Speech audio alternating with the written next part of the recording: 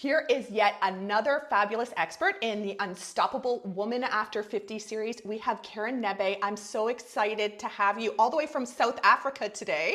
Thanks, Alicia. It's great to be here. So today we're going to be talking about all things HRT. I know you're probably going to have 1,000 questions. I have 1,000 questions for you. We're going to get into all of the myths, all of the facts, and your story as well. But first, let me introduce you.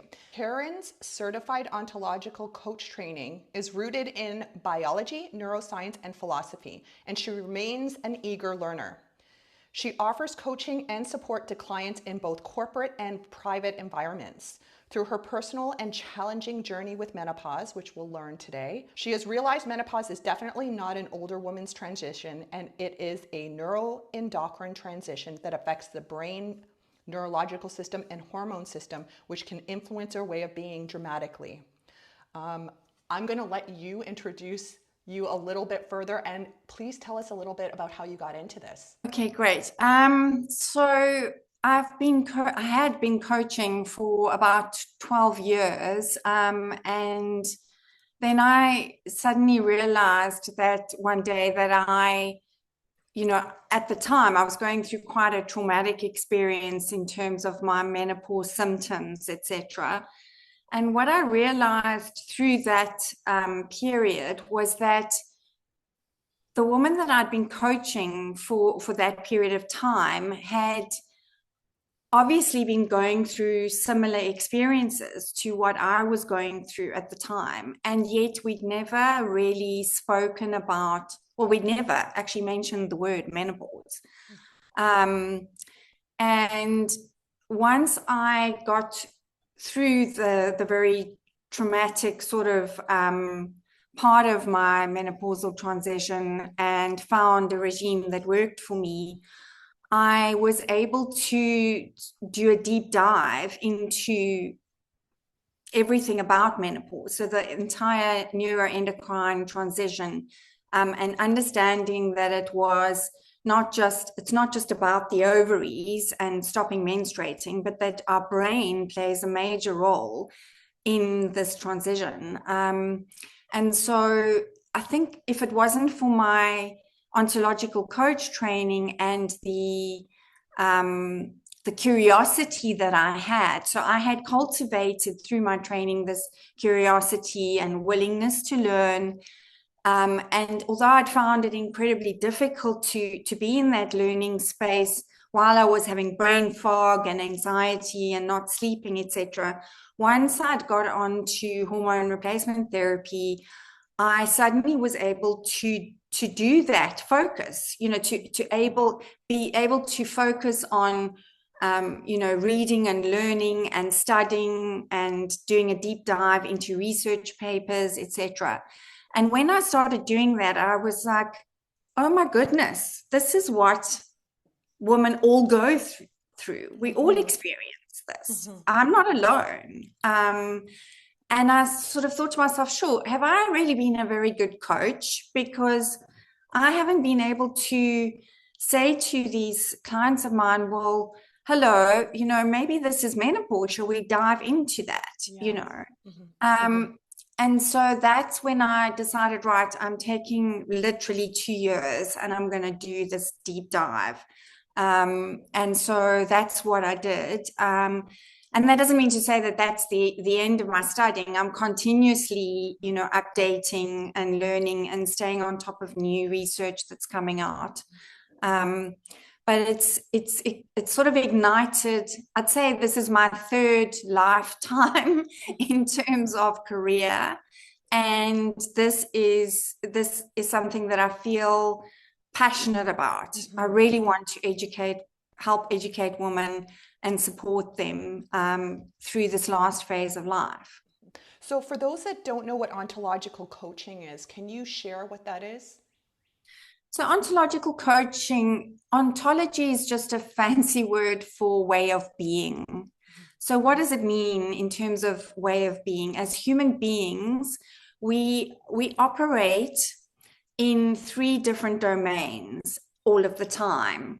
And these domains are language. So we create our reality through language, right? That's how we take action. And part of language is also listening. So how do we listen to ourselves? How do we listen to others? What is getting in the way of us being able to listen openly? And then the second domain is the body. So the nervous system, our hormones, our entire physiology. And that plays a major role in terms of impacting our way of being and how we assess the world and how we show up in the world. And then the third domain is moods and emotions. So we are always in some mood, sitting in the background maybe that we're unaware of, and we are flitting in and out of a variety of emotions on a daily basis. And so how are those influencing how we take action and create possibility? And so as a coach, I'm curious about what's going on in all three of those domains all of the time. So it's really about a partnership in creating better self-awareness, new ways of observing ourselves through those three domains. I love that. I love that, especially because before we started this interview too, we were speaking, and one of the things that you brought up that I could really resonate with was when you were going through your menopause transition, it was also a hard time. You were going through some big life experiences. And I think for many in midlife, this is a time where something huge happens. There's a huge shift somehow psychologically as well as during menopause. And one of the things that really struck me that you said was, you don't know, is it the emotion or is it the hormone shift or a combination together? So what would you say to women that are experiencing that now and who may feel like they're crazy, quote unquote, or that they're not sure, is this menopause, is this something else? So, our hormones influence our emotions, and that's the reality. And so, for example, if we are living in chronic stress and our cortisol levels are increasing, then we are going to be living in a mood that is more attuned to anxiety or fear or resentment or, whatever it may be. If we are, in a loving, let's use my favorite hormone, oxytocin. Okay, so oxytocin, we produce the hormone oxytocin when we're breastfeeding, when we're giving birth, when we're making love, when we're hugging, when we're being intimate. Even if you're just cuddling your cat or stroking your dog, you start to release oxytocin. And so that's a feel-good hormone, right? And so that's going to make us feel happier, more joyful, more curious, etc. So everything is so interconnected. This is, the thing. So I'm interested in a whole person approach, and for me, understanding how hormones impact our mood, even our language. Some women start losing language during the menopause transition because of what's going on in the brain, and that's largely due to the lack of estrogen and testosterone. And when they top up with that in terms of menopause hormone therapy or HRT, it suddenly their language comes back. So this is all very interconnected, and I'm curious about that whole person approach. Oh, I love that.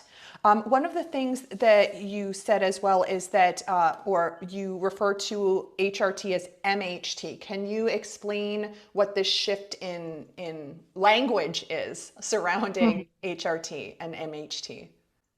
So it's really only in the last couple of years that MHT, so that stands for menopause hormone therapy, that has come through in terms of a more broader term in terms of the hormone therapies. If you think about it, the term hormone replacement therapy the word replacement means for most people, you are replacing all your hormones, right? You're replacing. That means you'd be needing to take, post-menopause, you'd be having to take very high doses of hormones in order to replace them. Okay. But we're not doing that actually post-menopause. We are just topping up, we're supplementing. So in my assessment, it should have really been hormone supplementation, full stop. But so one can use either term, HRT, hormone replacement therapy, or menopausal hormone therapy. It's just a new term that's come to the fore in the last couple of years. Okay, so we can use it interchangeably here, and they both mean the same thing for anyone listening. Yes. So why is there still so much fear surrounding hormone replacement? Sure. So I get quite a little bit angry about all of this. Okay, so if we go back to 2002, when the Women's Health Initiative study was, when the media released this announcement that HRT causes breast cancer in women,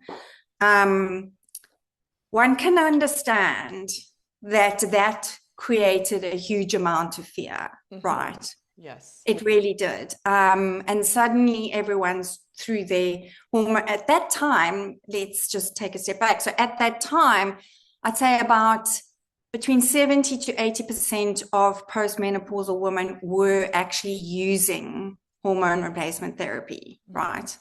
And they were actually doing really well on it. And suddenly this announcement was made and everybody's just started chucking their hormone replacement therapy away. Doctors stopped prescribing, etc. So I can understand how that narrative, when you go into the media and it's headline news, etc., I can understand the fear. However, what a lot of women don't understand is that there was a whole background story to what was going on there. And first of all, the research paper was not even published yet. Okay. It was a certain amount of the principal investigators who were on that randomized control study had decided they were going to announce this to the media. And actually, the paper hadn't even been reviewed, published, or anything yet. And actually, there was a massive argument that unfolded amongst these principal investigators. And one of them even said, if you do this, this is like, you're never going to be able to put the genie back in the bottle. That's how bad it's going to be. But if we look at the data, and so what women also don't understand is that a part of the study was stopped, and then there was a part of the study that actually continued. And there's actually been follow-ups since then, and there's also been papers. The same data has been published over and over again, and there's also been an 18-year follow-up since then. So to understand the real data and what eventually was published was that, first of all, it was a randomized control study. So that means the biggest randomized control study we've ever done. And the question for the study was, is HRT beneficial in terms of preventing cardiovascular disease? Okay. That's what it was about. Okay. And then the second thing was that the average age of the woman that was studied was 63 years old. The range of age was very broad. It was from age 50 to 79. Okay. And the other thing to take into consideration is that some of these women were obese. Some of these women were also had already developed comorbidities. And some of them had and were still smoking. So those were things to consider. The other thing to consider is that there were the only two items that were studied was conjugated equine estrogen, okay, which was taken in oral form. So that is an estrogen that is derived from a pregnant mare, basically. And then the progestin that was studied was a synthetic progestin called medroxyprogesterone, which is called MPA. Okay. And then they had a placebo arm. So they had a estrogen only arm. They had a combination arm for women who have a uterus, and then they had a placebo arm. And the announcement that was made was that there was a 26% increase in breast cancer, which sounds huge, right? And so no wonder there's a fear. But what that actually means, and I'm going to just break, and that was called relative risk, right? So relative risk means exaggerated.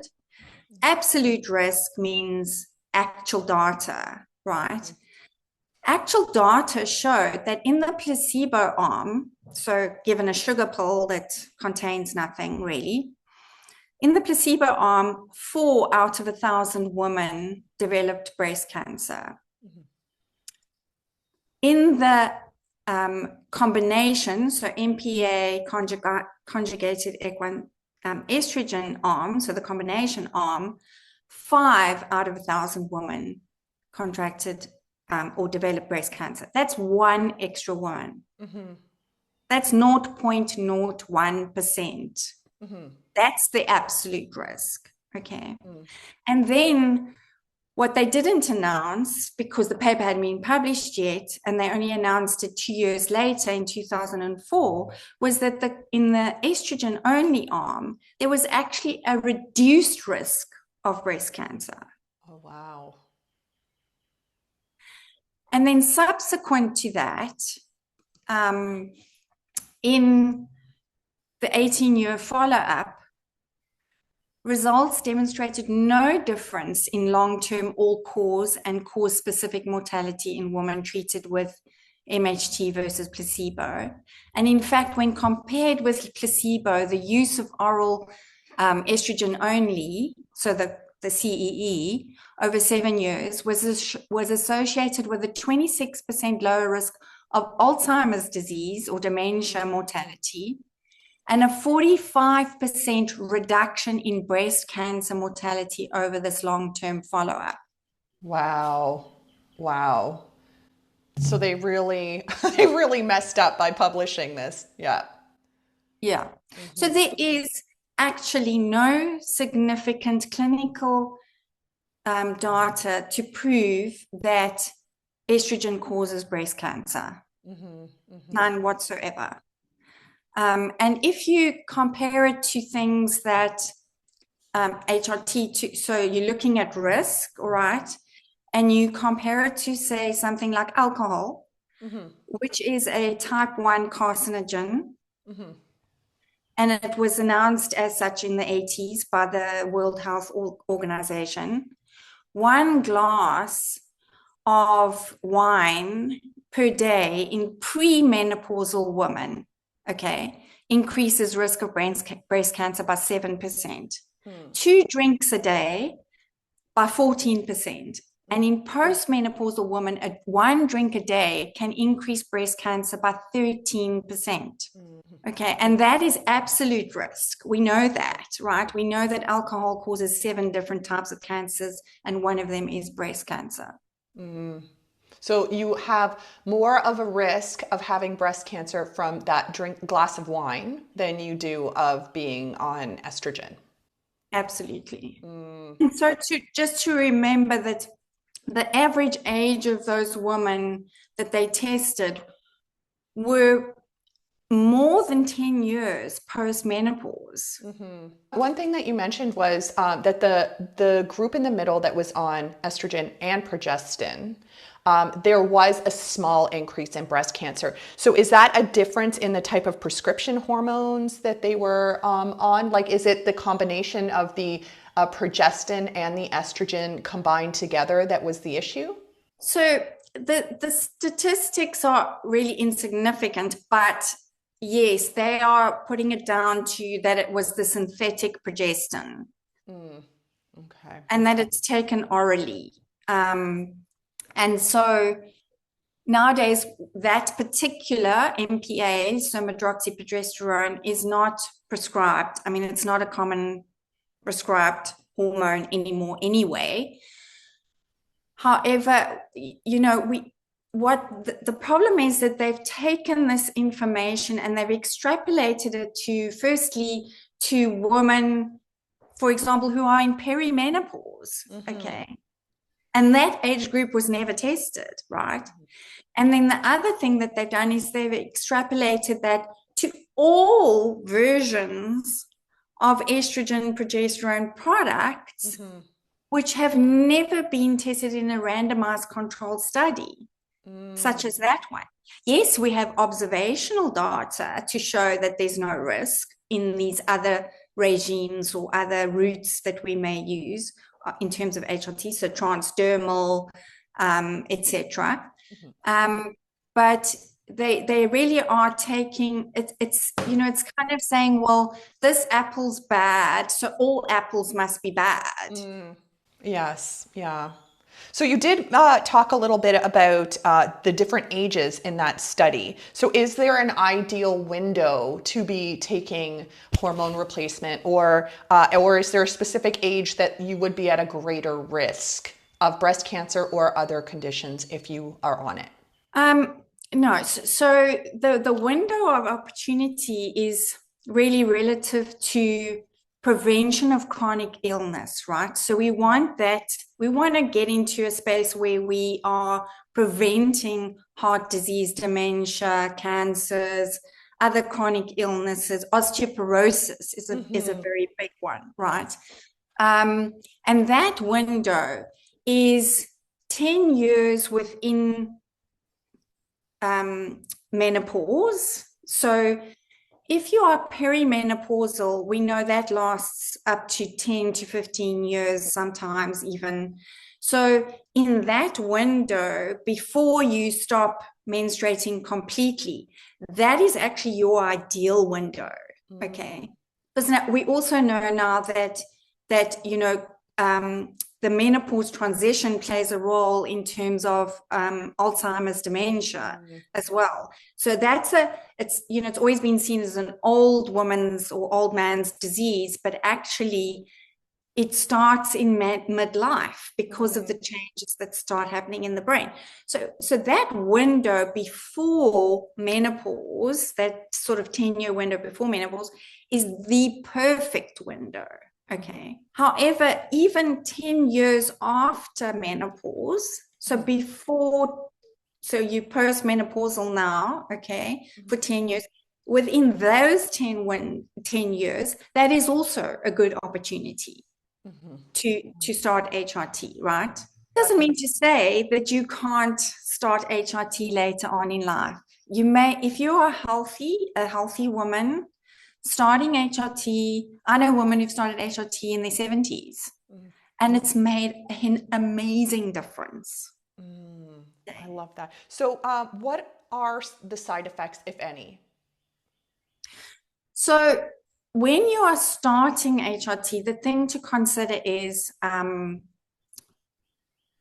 if you're postmenopausal, so you haven't had a period for more than 10 years or not even 10 years, but you haven't had a period for a year, you are postmenopausal. If you haven't had any hormones, so just to go back a step, so once you're postmenopausal, estrogen, progesterone, testosterone are pretty much they're gone, right? And they are gone for the rest of your life, right? So if you haven't had those hormones in your system, your own hormones, for a long period. So for example, for myself, I was 8 years postmenopausal before I started HRT. Then one does tend to have some side effects then. Okay. And those are just initial side effects. and they do calm down after a few weeks, etc. But the reason that happens is because your body hasn't, we have these hormone receptors right throughout our body from head to toe. And even when we are postmenopausal, those receptors are still looking for those hormones. Okay. They are still hungry for hormones. But now I've staffed them for 8 years, right? And so they've found another way to kind of operate, and they even perhaps consuming white matter in my brain, and it's, all of that's going on. Now suddenly I feed them hormones again. Okay. And they go, whoa, what do we do now? Okay. Yeah. And so there's an adjustment period. They're excited. It's kind of like, oh, I'm so excited. There's estrogen floating around now. Now I need to latch onto that. Okay. And so there will be some side effects. Also, just starting HRT can also create some side effects. And the common ones are a little bit of tenderness in the breasts. Okay. And that should calm down within a couple of weeks. A little bit of bleeding. So there might be some spotting, a little bit of discharge, which is not so great. But that again, so we have estrogen and testosterone and progesterone receptors in our vaginal, in our whole genitourinary tract, in fact. And so that microbiome changes when it's not being fed estrogen. And so suddenly now you're feeding it again, and it's going, oh, okay, I need to adjust the microbiome now, right? And then it also, you might have some bit of a mood change. So there might be a little bit of tearfulness coming out of nowhere, a little bit of low mood or whatever, but generally that shifts. Obviously, if there's, extremely heavy bleeding that starts and it's continuous, then perhaps the regime or the route that you're using is not working for you, or the dose is not right. And so you do want to go and get that checked out. And then obviously to remember that if you have a uterus, one does need to take progesterone with estrogen. So I have a question on that as well, because some women are still on an IUD. They don't want to get pregnant. They're in that in between phase. And that a lot of their doctors say that is enough of the progestin that you need. What is your opinion? If you are still cycling, some women don't even know if they're cycling on an IUD. And that is a bit tricky. So you really don't even know when you've stopped menstruating, right? But if you are still thinking, oh, I probably am menstruating and I don't want to get pregnant, then yes, to leave it in makes sense. That doesn't mean to say, so that is a synthetic progesterone, right? That is in your system. If you are having symptoms of insomnia, for example, anxiety, brain fog, etc., there's nothing stopping a woman from taking a top-up of micronized progesterone, which is body identical, to help with sleep, to help with the anxiety, etc. And then if they are taking estrogen, that's even better, because then you have both. So you still have the IUD, and then you have the micronized progesterone, which takes even better care of you. And some women tend to, as they're starting HRT, so for example, a friend of mine still has her IUD in, but it's coming to the end of that 5-year period where it's going to need to either be changed or come out. But she's 52, 53 now. She's definitely sort of postmenopausal. So she started her micronized progesterone and her estrogen while she still has the IUD. And then once she's kind of been on that for 3 to 6 months or whatever, then they're going to take the IUD out. Mhm. And so that's a good kind of way to go about it. Obviously, if you are still cycling, then yes, you're going to need the IUD.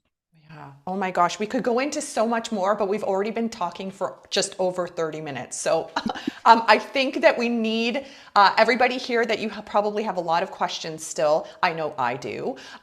Where can people find you? So my website is themenopausecoach.co.za. And then from there are links straight to my Instagram page, my Facebook page, and my LinkedIn page, and lots of buttons to click on in terms of contacting me via email, and also if someone wants to book a discovery call with me. Great. And you have a free gift today. Do you want to explain what your fabulous free gift is? So the free gift is a very detailed PDF outline of my menopause coach. Sorry, not menopause coach. Should we pause there? My free gift is a detailed outline in PDF format of the menopause education course that I offer, which is a 10-week facilitated online course, and it is a whole person approach. And so there'll be some insights in that actual PDF as well. And I'm hoping that it will be informative enough for the viewers. Okay, great. Thank you so much for being here. This was incredibly interesting, and I wish we could go on forever. Thanks, Alicia. Thanks for the opportunity.